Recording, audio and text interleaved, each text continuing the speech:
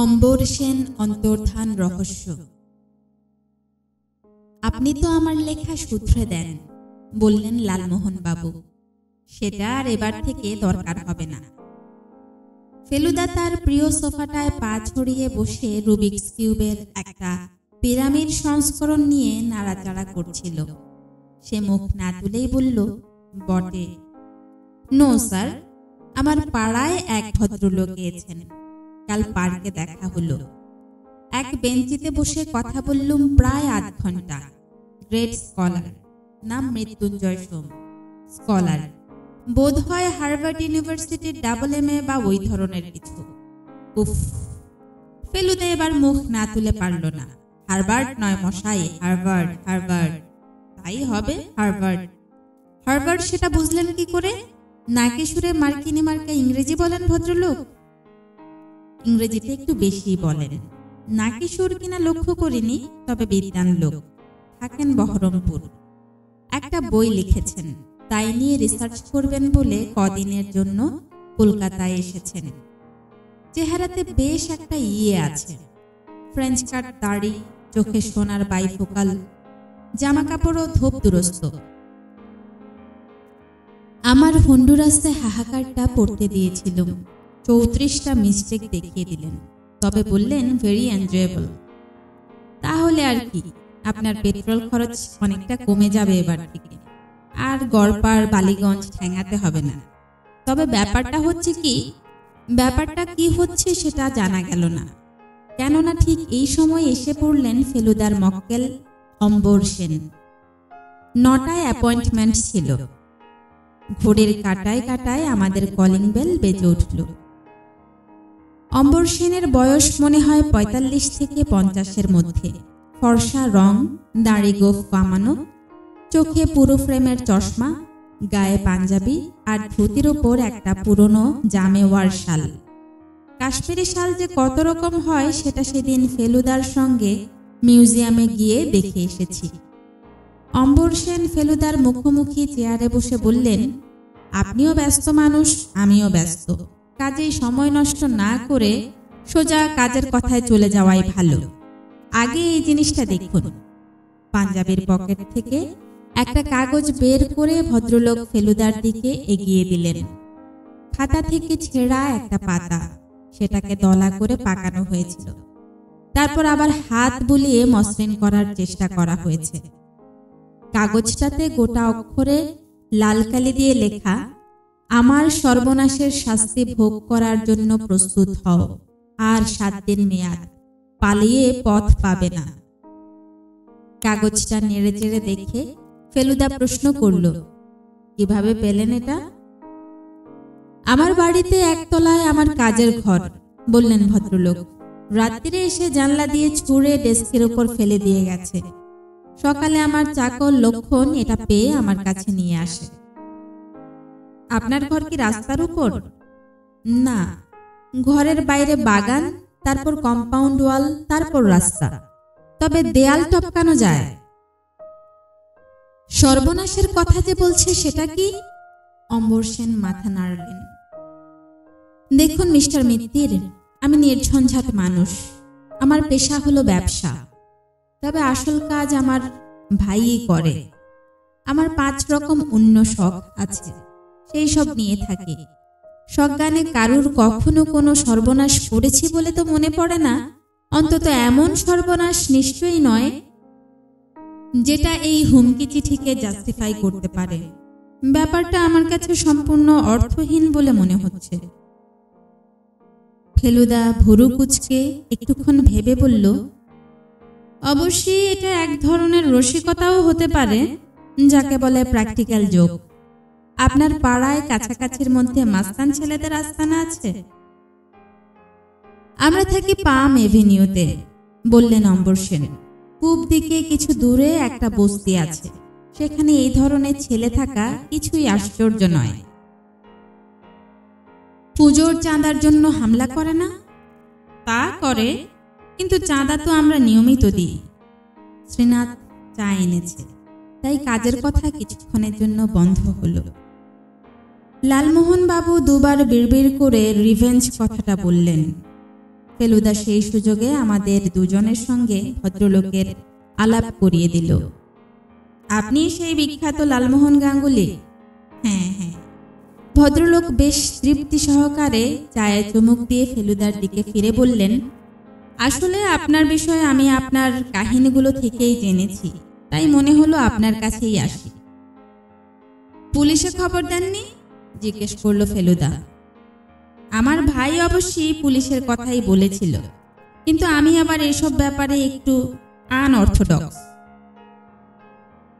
প্রচলিত নিয়মগুলো চট করে মানতে মন চায় না। আর সত্যি বলতে কি, এখনো বোধ হয় অতটা বিচলিত হবার কারণ ঘটেনি। আপনার কাছে এলাম তার একটা কারণ, আপনাকে দেখারও একটা ইচ্ছা ছিল। আমাদের পরিবারের মোটামুটি সকলেই আপনাকে চেনে। পরিবারে আর কে কে আছেন? আমার ভাই অম্বুজ আছে। সে বিয়ে করেছে, আমি করিনি। অম্বুজের স্ত্রী আছে, একটি মেয়ে আছে বছর 10-এর। ছেলে দুটি বড়, তারা বাইরে থাকে। তাছাড়া আমার বিধবা মা আছেন, আর আছে আমাদেরই এক দূরসম্পর্কের আত্মীয়। সে আমাদেরই বাড়িতে মানুষ। ফ্যামিলি মেম্বার বলতে এই। তার বাইরে 3 জন চাকর, একটি ঠিকেঝি, রান্নার লোক, মালি, দারোয়ান আর ড্রাইভার। আমরা থাকি 5/1 পাম এভিনিউতে। বাবা ছিলেন নামকরা হার্ট স্পেশালিস্ট অনাথ সেন। ফেলুদা একটু কিন্তু কিন্তু ভাব করছে দেখে ভদ্রলোক বললেন, আপনাকে আমি শুধু ব্যাপারটা জানিয়ে গেলাম। হতে পারে এটা একটা প্র্যাকটিক্যাল জোক ছাড়া আর কিছুই না। তবে কি জানেন, এ ধরনের রসিকতার টার্গেট বিখ্যাত ব্যক্তিদের মাঝে মাঝে হতে হয় ঠিকই, কিন্তু আমি তো আর তেমন কেউ কেটা নই। তাই ফেলুদা বললে, বুঝতেই পারছেন এ হুমকি যদি সম্পূর্ণ ভিত্তিহীন হয় তাহলে আমার পক্ষে কিছু করা সম্ভব নয়। যাই হোক, আপাতত এই চিঠিটা আমি রাখতে পারি তো? নিশ্চয়ই, ওটা তো আপনাকে দেবার জন্যই আনা। এমন একটা হুমকি চিঠি নিয়ে অম্বর সেনের ফেলুদার কাছে আসাটা একটু বাড়াবাড়ি বলেই মনে হচ্ছিল। পরদিন সকালে পাম এভিনিউ থেকে যে ফোনটা এলো তাতে সমস্ত ব্যাপারটা একটা অন্য চেহারা নিল। বসবার ঘর থেকে ফেলুদার ঘরে কলটা ট্রান্সফার করে দিয়ে কান লাগিয়ে যা শুনলাম তা হলো এই, কে মিস্টার মিত্তির? আগে হ্যাঁ, আমার নাম অম্বুজ সেন। কাল আমার দাদা বোধ হয় আপনার ওখানে গেছিলেন একটা হুমকি চিঠির ব্যাপারে। হ্যাঁ হ্যাঁ। Well, he is missing. মানে? দাদাকে পাওয়া যাচ্ছে না। পাওয়া যাচ্ছে না? না। দাদা রোজ ভোরে গাড়িতে করে বেরোন, গঙ্গার ধারে গাড়ি দাঁড় করিয়ে তারপর মাইল 2 হাঁটেন। আজও গেছিলেন, কিন্তু আজ আর ফেরেননি। সে কি? ড্রাইভার গাড়ি নিয়ে ফিরে এসেছে 1 ঘন্টা ওয়েট করার পর। ও তন্ন তন্ন করে খুঁজেও দাদার দেখা পায়নি। পুলিশে জানাননি? সেখানে একটা গোলমাল আছে মিস্টার মিত্তির। আমার মার বয়স 80, শরীরও ভালো নেই। ওকে দাদার ব্যাপারটা নিয়ে এখনো কিছু জানাইনি। পুলিশ এলেই কিন্তু ব্যাপারটা আর চাপা থাকবে না, তখন ওকে সামলানো মুশকিল হবে। কাজেই আমাদের ইচ্ছা কেসটা আপনিই হ্যান্ডেল করুন। আপনার উপর আমাদের পুরো ভরসা আছে। অবশ্য আপনার উপযুক্ত পারিশ্রমিক আমরা দেব। আমি তাহলে একবার আপনাদের ওখানে আসছি, অসুবিধা হবে না তো? মোটেই না, আপনি এখনই চলে আসুন। আমাদের বাড়ির নম্বরটা জানেন তো? 5/1 পাম এভিনিউ, তাই তো? হ্যাঁ হ্যাঁ। সাহেবী ধাঁচের গাড়ি বারান্দাওয়ালা দোতলা ছড়ানো বাড়ি, সামনে একটা ছোট বাগান, পেছনেও সবুজ দেখে মনে হলো বোধ হয় টেনিস কোর্ট জাতীয় কিছু আছে। গেটের গায়ে শ্বেত পাথরের ফলকে অম্বরবাবুর বাবার নাম, নামের পরে অনেকগুলো ইংরেজি অক্ষর, কমা, ফুলস্টপ। সব শেষে ব্র্যাকেটের মধ্যে এডিন কথাটা দেখে বুঝলাম ভদ্রলোককে স্কটল্যান্ড যেতে হয়েছিল ডাক্তারি পড়তে। যিনি আমাদের ট্যাক্সির শব্দ পেয়ে বেরিয়ে এলেন তার সঙ্গে অম্বরবাবুর আদল আছে ঠিকই, কিন্তু ইনি বেঁটে, মোটা আর কালো। অর্থাৎ মুখের মিল বাদ দিলে ইনি অম্বরবাবুর ঠিক উল্টো। আমাদের দেখে ভদ্রলোকের মুখে হাসি ফুটে উঠলেও দুশ্চিন্তার ফলে সেটা সঙ্গে সঙ্গে মিলিয়ে গেল। আসুন ভিতরে, শ্বেত পাথরের মেঝেওয়ালা ল্যান্ডিং পেরিয়ে বৈঠকখানায় গিয়ে ঢুকলাম।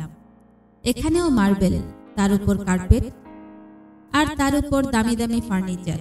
যে সোফায় বসলাম সেটার গদি এত নরম যে আমার ভারেই প্রায় 6 ইঞ্চি বসে গেল। রুনা, এসো। একটি ফ্রক পরা মেয়ে এসে দরজায় দাঁড়িয়ে অবাক চোখে চেয়ে আছে ফেলুদার দিকে। অম্বুজবাবু ডাকতেই সে গুটি গুটি ঘরের ভিতরে এগিয়ে এলো। ইনিকে জানো? জিজ্ঞেস করলেন অম্বুজবাবু। ফেলুদা চাপা গলায় উত্তর এলো। আর ইনি? তোপসে। বাহ, তুমি তো আমাদের দুজনকেই চেনো দেখছি, বলল ফেলুদা। জটায়ু কোথায়? জিজ্ঞেস করলো মেয়েটি। বোঝা গেল সে এই তৃতীয় ব্যক্তিটিকে না দেখে কিছুটা হতাশ হয়েছে। তিনি তো আসেননি, বলল ফেলুদা। তবে তাকে একদিন নিশ্চয়ই নিয়ে আসবো। তোপসে এত মিথ্যা কথা বলে কেন? এই রে, আমার সম্বন্ধে হঠাৎ এমন বদনাম কেন?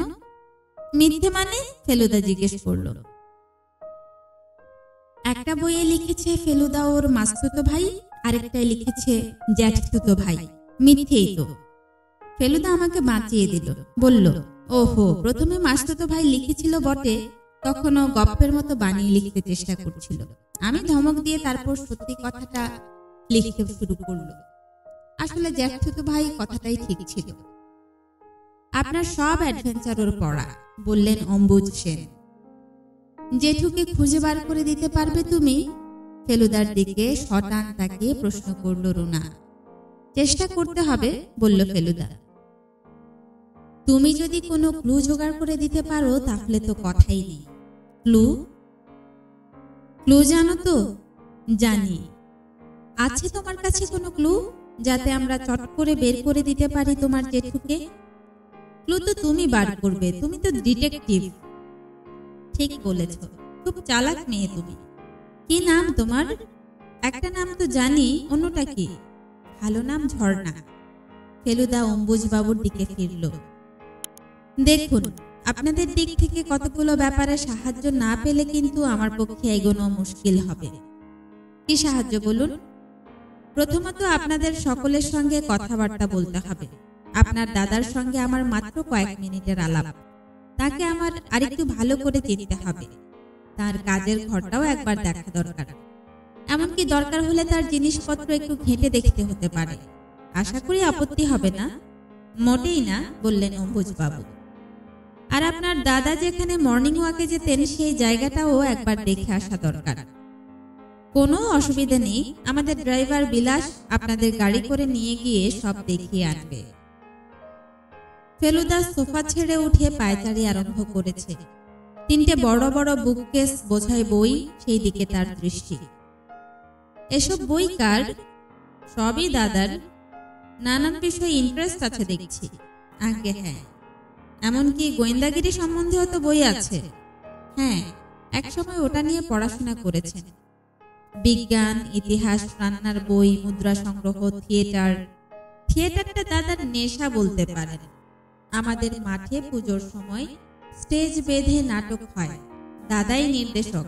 ফ্যামিলির সকলেই রং মেখে নেমে পড়ে, এমনকি ইনিও। রুনার দিকে দেখিয়ে দিলেন অম্বুজবাবু। রুনা এখনো সেইভাবে হাঁ করে চেয়ে আছে ফেলুদার দিকে। এবারে অম্বরবাবুর কাজের ঘরটা একটু দেখতে পারি? আসুন আমার সঙ্গে। অম্বুজবাবু উঠে পড়লেন সোফা থেকে। বৈঠকখানার পাশে একটা প্যাসেজ, সেইটা পেরিয়ে পেছনের মাঠের দিকের একটা ঘরে গিয়ে ঢুকলাম আমরা। পূব দিকের জানলা দিয়ে রোদ এসে ঘরটাকে আলো করে দিয়েছে। একটা বড় ডেস্ক, তার সামনে একটা রিভলভিং চেয়ার, উল্টো দিকে আরো 2টো চেয়ার। জানালার ধারে একটা আরাম কেদারা। এছাড়া টেবিলের পেছন দিকে রয়েছে একটা শেলফ, একটা ক্যাবিনেট আর একটা গোদরেজের আলমারি। তার পাশের দেয়ালে একটা ফোল্ডিং ব্র্যাকেট থেকে হ্যাঙ্গারে ঝুলছে একটা ছাই রঙের কোট। ডেস্কের উপরটা দেখলে মনে হয় অম্বরবাবু বেশ গোছানো লোক ছিলেন। কাগজপত্র, telephone, pen holder, pin cushion, paperweight, চিঠির র্যাক সব পরিপাটি করে সাজানো। একটা ডেট ক্যালেন্ডার রয়েছে, তার তারিখটা 3 দিন আগের। ব্যাপারটা আমারও খটকা লেগেছিল। ফেলুদা সেটার দিকে অম্বুজবাবুর দৃষ্টি আকর্ষণ করায় ভদ্রলোক বললেন, দাদাকে কয়েকদিন থেকেই অন্যমনস্ক দেখেছিলাম। সচরাচর দাদার এরকম ভুল হয় না কিন্তু। ফেলুদা খুঁতখুঁতে মানুষ, সে নিজেই শনিবার দোসরাটা বদলে মঙ্গলবার 5 করে দিল। দেরাজ খুলে দেখতে পারি কি? ফেলুদা জিজ্ঞেস করল। দেখুন না। 3টে দেরাজি পরপর খুলে তার ভিতরের জিনিসপত্র হাতড়ে দেখল ফেলুদা। ওপরের দেরাজ থেকে পাওয়া এক টুকরো কাগজ সম্বন্ধে মনে হলো তার একটু কৌতূহল হয়েছে, কারণ সেটা সে ঘুরিয়ে ফিরিয়ে দেখছে। হিমালয়ান অপটিক্যাল থেকে চশমা করাতেন বুঝি আপনার দাদা? হ্যাঁ। একটা ক্যাশ মেমো দেখছি, তারিখটা 7 দিন আগের। নতুন চশমা করিয়েছিলেন বুঝি? কই না তো, বলে উঠল রুনা। সেও আমাদের পিছন পিছন এসেছে। তুমি কি করে জানলে রুনা? জিজ্ঞেস করল ফেলুদা। আমাকে তো দেখায়নি জেঠু। অম্বুজবাবু একটু হেসে বলল, দাদা যে কখন কি করছেন তার খবর আমরা সব সময় পেতাম না। আমরা অম্বরবাবুর স্টাডি থেকে বেরিয়ে এলাম। আপনাদের এক আত্মীয় এখানে থাকেন বোধ হয়, প্যাসেজ বেরিয়ে এসে বলল ফেলুদা। আপনাদের এখানেই মানুষ হয়েছেন? কে, সমরেশ? হ্যাঁ, থাকে বই কি। ফেলুদার অনুরোধে সমরেশকে ডেকে পাঠানো হলো। বছর 35 বয়স, মুখে বসন্তের দাগ, চোখে পুরু চশমা। একটু যেন আড়ষ্ট ভাব নিয়ে ভদ্রলোক এসে দাঁড়ালেন আমাদের দিকে হাত 10 দূরে। বসুন, বলল ফেলুদা। বেশ কিছুটা দূরে একটা চেয়ারে বসলেন সমরেশ বাবু। আপনার পদবিটা কি? মল্লিক। কতদিন আছেন এ বাড়িতে? বছর 25। কি করেন? একটা ফিল্ম ডিস্ট্রিবিউশন অফিসে কাজ করি। কোথায়? ধর্মতলায়। কি নাম কোম্পানির? কোহিনুর পিকচার্স। কতদিন আছেন ওখানে? 7 বছর। তার আগে কি করতেন? এই বাড়ির কাজকর্ম। হাতে দুটোকে ভাঁজ করে হাঁটুর মধ্যে চেপে রেখেছেন ভদ্রলোক, যাকে বলে জবুথবু ভাব। আপনি অম্বরবাবুর অন্তর্ধানের ব্যাপারে কোনো আলোকপাত করতে পারেন? সমরেশ বাবু চুপ। ফেলুদা বলল, তিনি একটা হুমকি চিঠি পেয়েছিলেন জানেন? জানি। আপনার ঘর কি এ বাড়ির একতলাতে? হ্যাঁ। অম্বরবাবুর কাছে বাইরের লোকজন দেখা করতে আসতো? তা আসতো মাঝে মাঝে। সম্প্রতি এমন কোন লোককে আসতে দেখেছেন যাকে আগে দেখেননি? সেটা লক্ষ্য করিনি, তবে কি, এই পাড়ায় কিছু ছেলেকে দেখেছি যাদের আগে দেখিনি। কোথায়? মোড়ের মাথায়। কি করতো তারা? মনে হতো এই বাড়ির দিকে চোখ রাখছে। বয়স কিরকম তাদের? 20 থেকে 25-এর মধ্যে বলে মনে হয়। কজন ছেলে? 4 জন। ফেলুদা একটুক্ষণ চুপ করে কি যেন ভাবল, তারপর বলল, ঠিক আছে, আপনি আসতে পারেন। এইসব কথা থেকে ফেলুদা কোনো ক্লু পেল কিনা জানি না। যেটাতে মনে হয় সত্যি করে কাজ হলো সেটা হলো অম্বুজবাবুর স্ত্রীর সঙ্গে কথাবার্তায়। রীতিমতো সুন্দরী মহিলা, তার উপর যাকে বলে ব্রাইট। বয়স 40-এর উপর হলেও দেখে বোঝার জো নেই। দোতলার একটা ছোট বৈঠকখানায় বসে কথা হলো। ফেলুদা প্রথমেই ক্ষমা চেয়ে নিল ভদ্রলোক মহিলাকে বিব্রত করার জন্য। তাতে কি হয়েছে, বললেন মিসেস অম্বুজ সেন। গোয়েন্দাকে যে এভাবে জেরা করতে হয় সে তো ফেলুদার গল্প পড়েই জেনেছি। খুব ভালো লাগে পড়তে গোয়েন্দার কাহিনী। তাহলে তো ভালোই হলো, বলল ফেলুদা। আমার প্রধান মুশকিলটা কোথায় হচ্ছে বলি। অম্বরবাবু একটা হুমকি চিঠি পেয়েছিলেন, জানেন বোধ হয়। তা জানি বই কি। দেখেছেন সে চিঠি? তাও দেখেছি।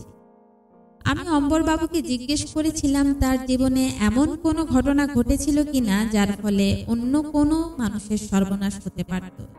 উনি বলেছিলেন তেমন কোনো ঘটনা তার জানা নেই। অবশ্যই আমার বলা উচিত ছিল যে রিসেন্ট ঘটনা হবার দরকার নেই, অতীতের ঘটনা হলেও চলবে, কেননা প্রতিহিংসার ভাবটা মানুষ অনেক সময় অনেক দিন পুষে রাখে। আমি এখন আপনাকে জিজ্ঞেস করতে চাই, আপনি কি এমন কোনো ঘটনার কথা জানেন? 10-20 বছর আগের হলেও চলবে। ভদ্র মহিলা একটুক্ষণ চিন্তিতভাবে চুপ করে থেকে বললেন, তাহলে আপনাকে বলি, আপনি দেখুন এমনি ঘটনার কথাই বলছেন কিনা। এটা আমার কাল রাত্রিরে হঠাৎ মনে পড়ে। আমার স্বামীকেও এখনো বলিনি। কি ঘটনা বলুন তো? একটা অ্যাক্সিডেন্টের ব্যাপার। অ্যাক্সিডেন্ট? অনেক দিন আগে, তখনও রুনা হয়নি। বোধ হয় তার পরের বছরই হলো। আমার ভাসুর তখন নিজেই গাড়ি চালাতেন, আমার শ্বশুরের গাড়ি, অস্টিন। উনি শ্যামবাজারের দিকে একজন লোককে চাপা দেন, সে লোক মারা যায়। আমরা দুজনেই চুপ, ঘরে থমথমে ভাব। অম্বুজবাবু পাশেই ছিলেন, চাপা গলায় বললেন, আশ্চর্য, এটা আমার মনেই ছিল না। আর কি মনে পড়ছে? ফেলুদা দুজনকে প্রশ্নটা করল। নিম্ন মধ্যবিত্ত ফ্যামিলি, বললেন অম্বুজবাবু। ক্লার্ক ছিলেন ভদ্রলোক। নাম মনে পড়ছে? স্ত্রী ছিল আর 3টে ছেলে মেয়ে, বললেন মিসেস সেন। ছেলেটির বয়স 13-14, মেয়ে দুটি আরো ছোট। 5,000 টাকা তুলে দেন বিধবার হাতে। কে, অম্বরবাবু? হ্যাঁ। সেই থেকেই দাদা ড্রাইভিং বন্ধ করে দেন, বললেন অম্বুজবাবু। এখন মনে পড়ছে। ফেলুদা গম্ভীর। তার মানে এখন সে ছেলের বয়স 25। পরিবারটির যে সর্বনাশ হবে এই ঘটনার ফলে এটা মোটেই অস্বাভাবিক নয়। 5,000 টাকা আর কতদিন চলে? এর বেশি আর কিছু মনে পড়ছে না জানেন, বললেন মিসেস সেন। আমারও না, বললেন অম্বুজবাবু। অম্বরবাবু কি ডায়েরি রাখতেন? ফেলুদা জিজ্ঞেস করল। কই, সেরকম তো শুনিনি এখনো, বললেন অম্বুজবাবু। ফেলুদা উঠে পড়ল। অনেক ধন্যবাদ মিসেস সেন, আপনি অন্ধকারে একটা আলো দেখিয়েছেন আমাদের, তার জন্য আমি বিশেষ কৃতজ্ঞ। আমরা কিন্তু মনে প্রাণে চাইছি যে আপনি ব্যাপারটার একটা সুরাহা করেন। কথাটা যে ভদ্রমহিলা খুব আন্তরিকতার সঙ্গে বললেন তাতে কোনো সন্দেহ নেই। অম্বরবাবুর অসুস্থ মাকে বিরক্ত করার কোনো মানে হয় না, তাই আমরা আপাতত পাম এভিনিউ এর পাঠ শেষ করে সেনেদের অ্যাম্বাসাডরে চলে গেলাম গঙ্গার ধারে। গে রেস্টুরেন্টের সামনে গাড়ি দাঁড় করিয়ে ড্রাইভার বিলাসবাবু বললেন, এইখান থেকে স্যার হাঁটতে আরম্ভ করে সোজা দক্ষিণ দিকে গিয়ে ঠিক 1 ঘন্টা বাদে আবার ফিরে আসতেন, একেবারে ঘড়ির কাঁটায় কাঁটায়। আপনি গাড়িতেই বসে থাকতেন? আগে হ্যাঁ। কতদিন ড্রাইভারি করছেন সেন বাড়িতে? 9 ইয়ার্স। তার মানে অ্যাক্সিডেন্টের ব্যাপারটা আপনি জানেন না? অ্যাক্সিডেন্ট? অম্বরবাবু বছর 12 আগে একবার একটি লোককে গাড়ি চাপা দিয়ে মারেন। সেন সাহেব? কেন, আপনার বিশ্বাস হচ্ছে না? উনি যে কোনোদিন নিজে ড্রাইভ করেছেন সেইটাই জানতাম না। ওই ঘটনার পরেই ড্রাইভিং ছেড়ে দেন। তা হবে, ড্রাইভারের তো দোষ দেওয়া যায় না সব সময়। রাস্তার লোকে যেভাবে চলাফেরা করে, আরো বেশি লোক মরে না কেন সেইটাই তো ভাবি। ড্রাইভারের আর কি দোষ? অম্বরবাবু সেদিন আর ফিরলেন না। সেদিনের ঘটনাটা একটু বলবেন? সেদিন উনি আসছেন না দেখে আমি হেস্টিংস পর্যন্ত গিয়ে তল্লাশি করেছিলাম। পথে লোক ধরে ধরে জিজ্ঞেস পর্যন্ত করছি। গাড়ি থামিয়ে থামিয়ে রাস্তায় নেমে খুঁজেছি যদি কোথাও পড়ে টরে গিয়ে থাকেন। হার্টটা তেমন মজবুত ছিল না তো। লোকজন কেমন ছিল রাস্তায়? সকালে এদিকটায় লোক মন্দ থাকে না, সব হাঁটতে আসে। তবে নিউ হাওড়া ব্রিজের সাইডটায় লোক থাকে না বললেই চলে। স্যার তো ওদিকেই যেতেন। ফস করে যদি গাড়িতে কটা জোয়ান লোক এসে কোল পাজা করে তুলে নিয়ে যায়, কেউ টেরও পাবে না। আমরা গাড়িতে করেই 10 মাইল স্পিডে চালিয়ে হেস্টিংস পর্যন্ত ঘুরে এলাম, কিন্তু সন্দেহজনক কিছুই দেখতে পেলাম না। এরপর 2 দিন পাম এভিনিউ থেকে কোনো খবর নেই। বৃহস্পতিবার বিকেলে লালমোহন বাবু এসেই বললেন, ঘটনা এগুলো। অম্বর সেন উধাও শুনে ভদ্রলোকের চোখ কপালে উঠে গেল। বললেন, আপনার একটি কেসও গেজে যেতে দেখলুম না। ধন্যী আপনার লাগ। আপনার গ্রেট স্কলার প্রতিবেশী মৃত্যুঞ্জয় সোমের কি খবর? দূর দূর, স্কলার না মুন্ডু। সে কি মশাই, এর মধ্যে আবার কি হলো? সেদিন তো সুপারলেটিভ ছাড়া কথাই বলছিলেন না। আর বলবেন না মশাই। কেন, কি হলো? বলতেও লজ্জা করে। আমার কাছে আবার লজ্জা কে বলে ফেলুন? ব্যাপারটা কি জানি না, কিন্তু সেটা যে লালমোহন বাবু চেপে যেতে চাইছেন সেটা বুঝতেই পারছি। এদিকে ফেলুদাও ছাড়বার পাত্র নয়। শেষটায় পীড়াপিড়িতে ভদ্রলোক বলেই ফেললেন, আরে মশাই, ভাবতে পারেন ভদ্রলোক প্রদোষ মিত্তিরের নাম শোনেননি। আপনার বন্ধু বলে পরিচয় দিতে গিয়ে একেবারে ভেড়া বনে গেল। বলে কিনা, হু ইজ প্রদোষ মিত্র? তাতে আর কি হলো? এত বড় স্কলার, হার্ভার্ডের ডাবল MA, আমিও তো তার নাম শুনিনি। কথাটা বোধ হয় লালমোহন বাবুকে কিছুটা আশ্বস্ত করল। বললেন, তা যা বলেছেন, এত বড় দুনিয়ায় কটা মানুষকে আর কটা মানুষ চেনে। তবে ভদ্রলোক বোধ হয় বেশিরভাগ সময় বিদেশে কাটিয়েছেন, কাজেই এক্সকিউজ করে দেওয়া যায়। কি বলেন? আমাদের কথার মাঝখানেই পাম এভিনিউ থেকে ফোন এলো। অম্বুজ সেন। একটা বেনামি চিঠি এসেছে ভদ্রলোকের নামে। টেলিফোনে সেটা পড়ে শোনালেন ভদ্রলোক। আগামীকাল শুক্রবার সন্ধ্যা 6:30টায় 100 টাকার নোটে 20,000 টাকা ব্যাগে পুরে প্রিন্সেপ ঘাটের দক্ষিণ পূর্ব কোণের থামের ধারে রেখে যাবেন। অম্বর সেনকে অক্ষত অবস্থায় ফিরে পাবার এই একমাত্র উপায়। পুলিশ বা গোয়েন্দার সাহায্য নিলে ফল হবে মারাত্মক। ফেলুদা ফোনে বলল, এখনই কোনো সিদ্ধান্ত নেবার দরকার নেই মিস্টার সেন, আরো 24 ঘন্টা সময় আছে। এর মধ্যে আমার কয়েকটা কাজ আছে। আপনাদের দিক থেকে কি করণীয় সেটা আমি কাল দুপুর 2টোর মধ্যে আপনাদের বাড়ি গিয়ে বলে আসব। তবে হ্যাঁ, টাকার ব্যবস্থাটা করে রাখবেন, ওটা খুব জরুরি। কিন্তু গোয়েন্দার ব্যাপারে শাসিয়ে রেখেছি যে মশাই। ফেলুদা ফোন রাখার পর লালমোহন বাবু বললেন। ফেলুদা উত্তরে শুধু বলল, জানি। রকেটের বেগে ঘটনা এগিয়ে চলেছে। এই টাকাটা না দিয়ে কি উপায় আছে সেটা আমিও ভেবে পেলাম না। লালমোহন বাবু, কাল আপনার গাড়িটা একটু পাওয়া যাবে কি? প্রায় 5 মিনিট চুপ করে থেকে অবশেষে প্রশ্ন করল ফেলুদা। এনি টাইম, বললেন জটায়ু। কখন চাই বলুন? সকালে একবার বেরোবো, 9:30 নাগাদ পেলেই চলবে। ঘন্টা 2-এর মধ্যে আমার কাজ হয়ে যাবে। তারপর বিকাল 5টা নাগাদ আপনি যদি গাড়িটা নিয়ে চলে আসেন তো খুব ভালো হয়। Very good. এরপর ফেলুদা আর কোনো কথাই বলল না। পরদিন লালমোহন বাবুর গাড়িতে করে ফেলুদা বেরোলো। একাই বেরোলো। কাজেই কোথায় গেল, কি করলো জানার উপায় নেই। 12টা নাগাদ ফিরে আসার পর দেখলাম তার মুখের ভাব বদলে গেছে। কি ঠিক করলে ফেলুদা? ভয়ে ভয়ে জিজ্ঞেস করলাম। টাকাটা দিতেই হবে, বলল ফেলুদা। তবে গোয়েন্দা সম্পর্কে হুমকিটা মানা চলবে না। মানে?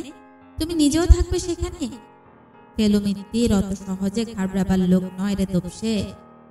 আর আমরা কোথায় থাকবো? তোরাও থাকবি কাছাকাছির মধ্যে, কারণ হেল্প দরকার হতে পারে। আমি তো শুনে দুপুরে খেয়ে দিয়ে আমরা গেলাম পাম এভিনিউ। অম্বুজবাবু স্বভাবতই বাড়িতে ছিলেন। ফেলুদাকে দেখেই ব্যস্ত হয়ে উঠলেন। কাল রাত্রিরে চোখের পাতা এক করতে পারিনি মশাই। দেখতে দেখতে কি যে হয়ে গেল। ফেলুদা গম্ভীরভাবে বলল, টাকাটা আপনাদের পোষবেই মিস্টার সেন। অম্বর বাবুকে ফিরে পাবার আর কোনো রাস্তা নেই। তুমি ধরতে পারোনি এখনো? রুনা হঠাৎ ঘরের দরজা থেকে চেঁচিয়ে জিজ্ঞেস করে উঠল। অনেকটা ধরে ফেলেছি রুনা, বলল ফেলুদা। খুব চেষ্টা করছি যাতে বাকিটা আজ বিকেলের মধ্যেই ধরতে পারি। ব্যাস, ঠিক আছে। রুনাকে ভীষণ নিশ্চিন্ত বলে মনে হলো। ফেলুদা ব্যর্থ হবে এটা যেন তার কাছে ভয়ানক একটা দুঃখের ব্যাপার। তাহলে কি করা উচিত বলে মনে হয়? জিজ্ঞেস করলেন অম্বুজবাবু। টাকার ব্যবস্থা হয়েছে? সেটা করে ফেলেছি। বাড়িতে তো অত ক্যাশ থাকে না, তাই আজ সকালেই সমরেশকে দিয়ে ব্যাংক থেকে আনিয়ে নিয়েছি। সেই টাকা এবং যে ব্যাগে করে সেটা দেওয়া হবে, এই দুটো জিনিস আমি একবার দেখতে চাই। টাকা এবং ব্যাগ এসে গেল। এত টাকায় আগে একসঙ্গে দেখেছি কি মনে তো পড়ে না। ফেলুদার সামনে 20টা করে 100 টাকার নোট রাবার ব্যান্ড দিয়ে গোছ করে 10 ভাগে ব্যাগের মধ্যে পুরে দেওয়া হলো। তার ফলে ব্যাগের চেহারা হয়ে গেল কচ্ছপের পিঠের মতো। ভেরি গুড, বলল ফেলুদা। তাহলে আমরা বেরিয়ে পড়ছি 6:45 নাগাদ। অম্বুজবাবু চমকে উঠলেন। সে কি, আপনি যাবেন? অপরাধীকে ধরার চেষ্টা আমাকে করতেই হবে মিস্টার সেন। আপনি টাকা রেখে আসবেন আর সে লোক দিব্যি এসে সেটা তুলে নিয়ে চলে যাবে। এ তো হতে দেওয়া যায় না। অম্বর বাবুকে ফেরত পাওয়াটাই বড় কথা সেটা জানি, কিন্তু সেই সঙ্গে এই গুন্ডাদেরও সাজা হওয়া উচিত নয় কি? তাহলে তো তারা এই ধরনের কুকীর্তি করেই চলবে। তবে আপনি চিন্তা করবেন না, সাবধানতা অবলম্বন না করে আমি কখনো কিছু করি না। তাহলে আমি বলছি, আপনি মন দিয়ে শুনুন। আপনি আপনার গাড়িতে করে যাবেন টাকা নিয়ে, নিউ হাওড়া ব্রিজের দিকটা দিয়ে আসবেন। ওদিকটা মোটামুটি নিরিবিলি। গাড়ি প্রিন্সেপ ঘাট থেকে অন্তত 200 গজ আগে দাঁড় করিয়ে আপনার ড্রাইভারকে বলবেন টাকাটা যথাস্থানে রেখে আসতে। আমি কাছাকাছির মধ্যেই থাকবো। কাজটা ঠিকমতো হচ্ছে কিনা সেটা আমি দেখতে পাবো। আমরা মিট করব ঘটনার পর গে রেস্টুরেন্টের সামনে। আপনি টাকা রেখে সোজা ওখানে চলে আসবেন। আমিও তাই করব। অপরাধীকে যদি ধরতে পারি তাহলে তিনিও আমার সঙ্গেই থাকবেন, বলাই বাহুল্য। অম্বুজবাবুকে মনে হলো তিনি বেশ নার্ভাস বোধ করছেন। সেটা অস্বাভাবিক নয়। টাকার অঙ্কটা তো কম নয়। আর গুন্ডারা কি করবে না করবে কে জানে। বিকেল 4:30টার সময় লালমোহন বাবু এলে পর ফেলুদা প্রথম কথা হলো, মশাই, এমন অভিনব কেস আর আমি কোনোদিন পাইনি। অবশ্যই আমাকে জিজ্ঞেস করলে পরে আমি এখনো বলতে পারবো না এর বিশেষত্বটা কোথায়। তাহলে আমরা কি করছি? জিজ্ঞেস করলেন লালমোহন বাবু। শুনে নিন মন দিয়ে, বলল ফেলুদা। তুইও শোন তোপসে। 5:30টার সময় আপনার গাড়ি নিয়ে আপনি আর তোপসে চলে যাচ্ছেন গে রেস্টুরেন্টে। সেখানে আপনাদের অভিরুচি অনুযায়ী পানাহার সেরে ঠিক 6:15টায় রেস্টুরেন্ট থেকে বেরিয়ে শটান চলে যাবেন দক্ষিণ প্রিন্সেপ ঘাট লক্ষ্য করে। গাড়ি রেখে যাবেন রেস্টুরেন্টের সামনে। থামওয়ালা ঘাটটার কাছে পৌঁছানোর কিছু আগেই দেখবেন ডান দিকে একটা গম্বুজওয়ালা বসার ঘর রয়েছে। দুজনে সেখানে ঢুকে বেঞ্চিতে বসে পড়বেন। ভাবটা এমন হওয়া চাই যেন সন্ধ্যা ভ্রমণ আর বায়ু সেবন ছাড়া আপনাদের আর কোনো উদ্দেশ্য নেই। ঘাটের দিকে আর দৃষ্টি রাখবেন, তবে যেন মনে না হয় যে ওটাই আপনাদের লক্ষ্য। তারপর 6:30 পর ওখান থেকে উঠে পড়ে নিজের গাড়িতে ফিরে আসবেন। আমিও সেখানেই আপনাদের মিট করব। ফেব্রুয়ারি মাস শেষ হতে চলল, কিন্তু এখনো দিব্যি ঠান্ডা।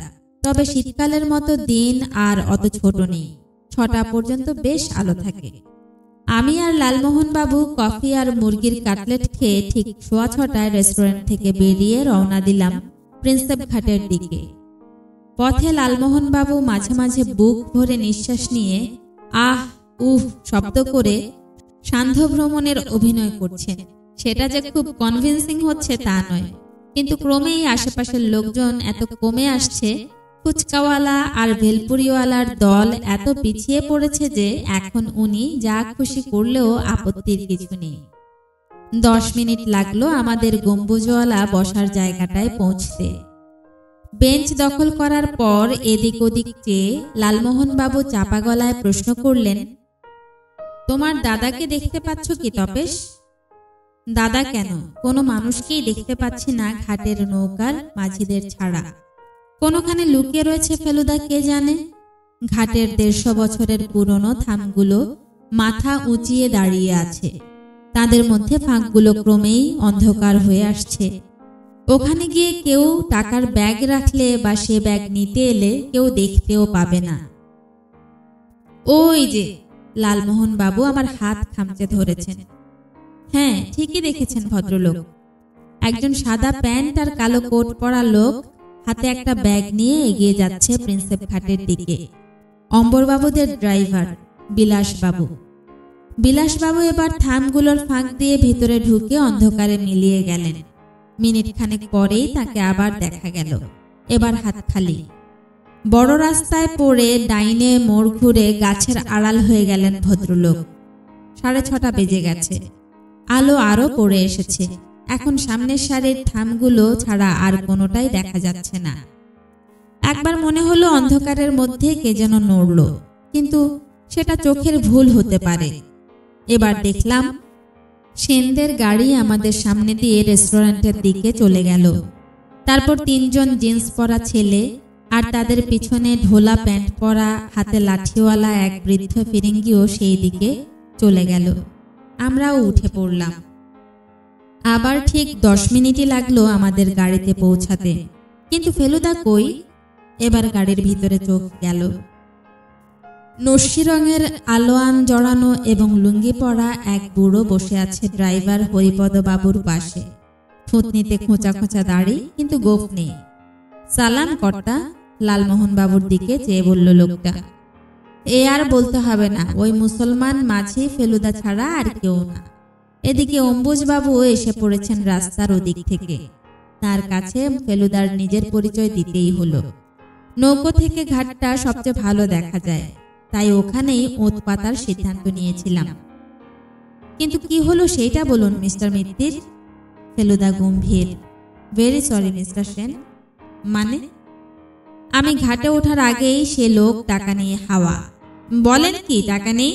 লোকটাকেও তো ধরা গেল না। বলছি তো, আমি অত্যন্ত দুঃখিত।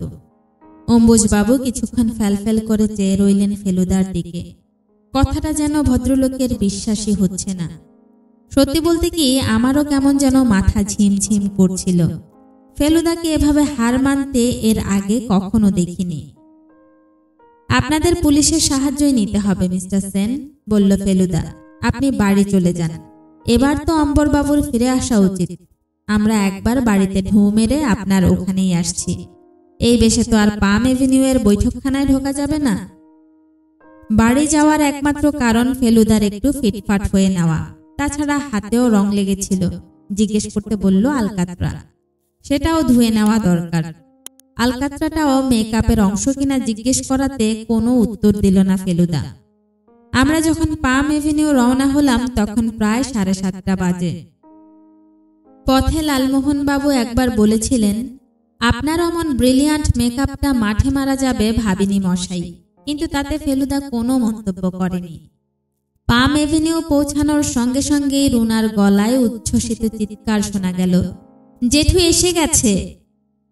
অম্বরবাবু ফিরেছেন আমরা আসার মিনিট 10 আগে। আমরা বৈঠকখানায় গিয়ে ঢুকতেই ভদ্রলোক সোফা ছেড়ে উঠে হাত বাড়িয়ে ফেলুদার হাত দুটো ধরে ঝাঁকিয়ে দিলেন।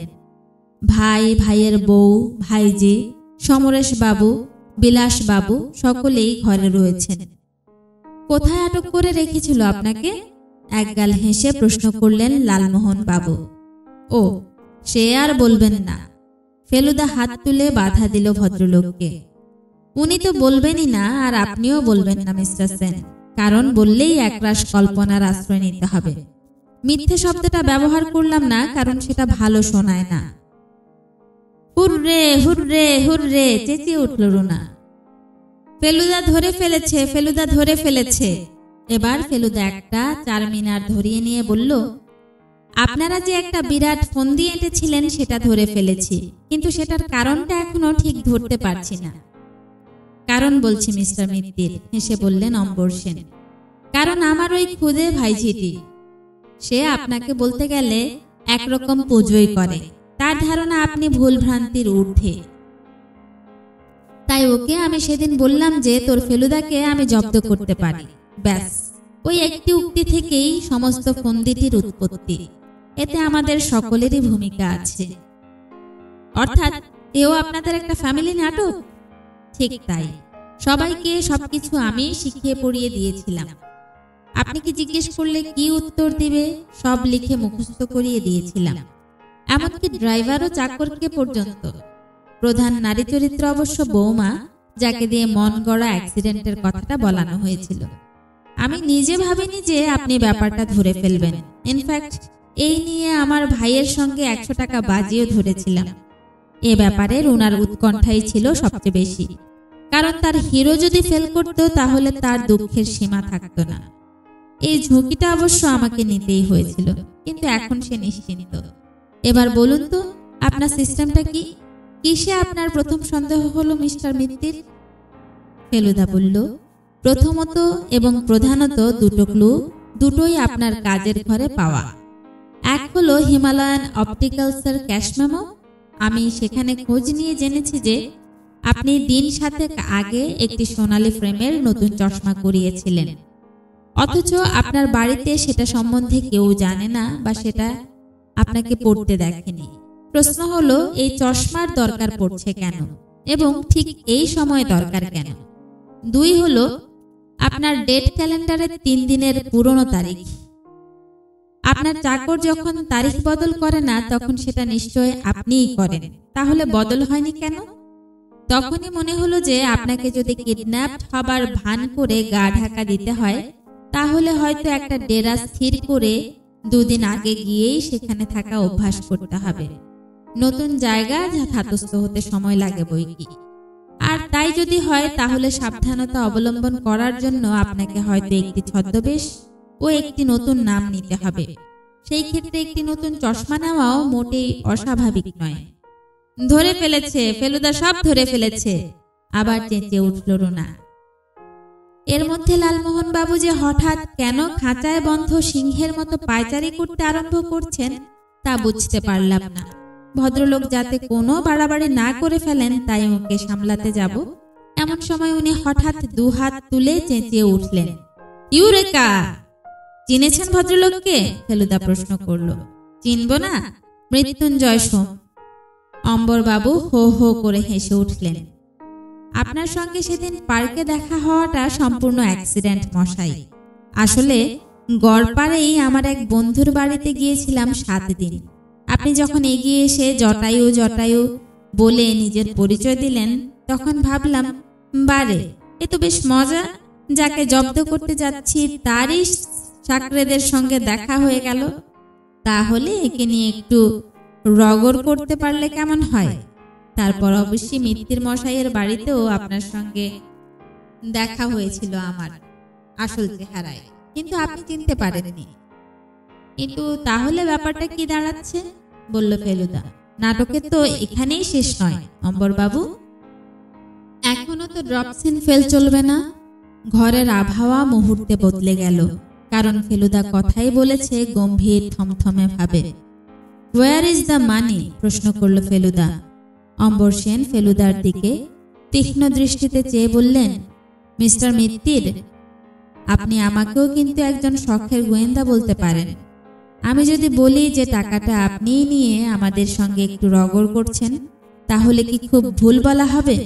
অপরাধী যখন নেই, কিডন্যাপার নেই, তখন টাকাটা সরে কোথায় যাবে মিস্টার মিত্তির? ফেলুদা মাথা নেড়ে বলল, মিস্টার সেন, অত্যন্ত দুঃখের সঙ্গে জানাচ্ছি যে আপনার শখের গোয়েন্দাগিরি এক্ষেত্রে খাটল না। প্রিন্সেপ ঘাটের কাছে আজ সন্ধ্যায় আমি ছাড়াও আরেকজন ছদ্মবেশী ছিলেন। বলেন কি? বললেন অম্বর সেন। আপনি তাকে দেখেছেন? দেখেছি, কিন্তু চিনিনি। কিন্তু আপনি তখনই তাকে ধরলেন না কেন? তখন ধরাটা আপনাদের পক্ষে যথেষ্ট নাটকীয় হতো না? আপনারা নাটক পছন্দ করেন তো? আমার মনে হয় আপনাদের সামনে ধরাটা আরো নাটকীয় হবে। আমার সন্দেহ তিনি এখানেই আছেন। এই সন্দেহ ঠিক কিনা সেটা আমি একবার পরখ করে দেখতে চাই। ঘরে যাকে বলে পিন পড়া নিস্তব্ধতা। রুনার দিকে আর চোখে চেয়ে দেখলাম সেও ফ্যাকাশে মেরে গেছে। বিলাসবাবু, আপনার জুতোর তলাটা একবার দেখুন তো, বলে উঠল ফেলুদা। বিলাসবাবু ঘরের দরজার মুখে দাঁড়িয়েছিলেন। বললেন, দেখবো আর কি স্যার, জুতোর তলায় তো আলকাতরা লেগে রয়েছে। ব্যাগ রেখে ফেরার সময় তো রাস্তায় পা আটকে যাচ্ছিল। ওই আলকাতরা আমিই ছড়িয়ে রেখেছিলাম থামটার চারপাশে, বলল ফেলুদা। কারণ একজনের সম্বন্ধে আমার মনে একটা সন্দেহের কারণ ঘটেছিল। আপনারা সকলেই বানিয়ে বানিয়ে কথা বলেছিলেন, কিন্তু ইনি যে মিথ্যেটা বলছিলেন সেটা একটু অন্যরকম। ইনি বলেছিলেন, ও কি, আপনি যাচ্ছেন কোথায়? কিন্তু পালাবার পথ নেই। দরজা আগলে দাঁড়িয়ে আছেন বিলাসবাবু। এক ঝটকায় যাকে বগলদাবা করে ফেলেছেন ভদ্রলোক, তিনি হচ্ছেন সমরেশ মল্লিক। এবার আপনার স্যান্ডেলের তলাটা এদের দেখিয়ে দিন তো, বলল ফেলুদা। বিলাসবাবু একটু হেল্প করলে ব্যাপারটা সহজ হয়ে যায়। বিলাসবাবু নিচু হয়ে সমরেশবাবুর পা থেকে স্যান্ডেলটা একটানে খুলে নিয়ে তার তলাটা সকলকে দেখিয়ে দিলেন। উনি যে গিয়েছিলেন প্রিন্সেপ ঘাটের থামের পাশে তাতে আর কোনো সন্দেহ রইল না। আপনার কোহিনূর কোম্পানিতেও 2 বছর হলো লাটে উঠেছে সমরেশবাবু, বলল ফেলুদা। তা সত্ত্বেও আপনি সেখানে চাকরি করছিলেন কি করে সেটা এদের একটু বুঝিয়ে বলবেন। আর যদি চাকরি নাই করে থাকেন তবে এই 2 বছর কিভাবে রোজগার করছেন সেটা বলবেন? সমরেশবাবু নিরুত্তর। বিলাসবাবু এখনো তাকে জাপটে ধরে আছেন। মনে হয় পুলিশ আসার আগ পর্যন্ত সেইভাবেই ধরে থাকবেন। অবশ্যই এই ব্যক্তির খোলস খুলে ফেলার জন্য আপনাদের আমাকেই ধন্যবাদ দিতে হবে, বলল ফেলুদা। আপনারা তো আর 20,000 টাকা রাখতেন না থামের পাশে। নেহাত আমি যখন বললাম শ্মশানে কেয়ার করি না, আমি নিজে থাকবো সেখানে, তখন আপনাদের বাধ্য হয়েই রাখতে হলো। আর সেই টাকা হাত করার সুযোগ নিলেন সমরেশবাবু। যাকে এখন তো জানলেন টাকা কোথায় আছে, এবার সেটা আদায় করার রাস্তা আপনারা দেখুন। উনি যদি সে টাকা অন্যত্র পাচার করে থাকেন তাহলে পুলিশ তো আছেই, তারা এসব আদায়ের অনেক রাস্তা জানে। আমার কাজ এখানেই শেষ। ফেলুদার সঙ্গে সঙ্গে আমরা দুজনে উঠে পড়েছিলাম, কিন্তু ওঠার হলো না। মিসেস সেন বাধা দিলেন। শেষ বলছেন কি? এত সহজে শেষ হবে কি করে? আপনাকে ঝুড়ি ঝুড়ি মিথ্যে কথাগুলো বললাম, তার বুঝি প্রায়শ্চিত্ত করতে হবে না? আজ রাত্রিরে আপনাদের খেতে হবে আমাদের বাড়িতে, আর ওই 20,000-এর অন্তত খানিকটা তো আপনার প্রাপ্য, বললেন অম্বর সেন। সেটা না নিয়ে যাবেন কি করে? আর তোমরা 3 জনে একসঙ্গে এসেছো, বললেন শ্রীমতী রুনা। আমার অটোগ্রাফে সই দেবে না বুঝি? এন্ড সোয়েল দ্যাট অলসোয়েল, বললেন লালমোহন বাবু।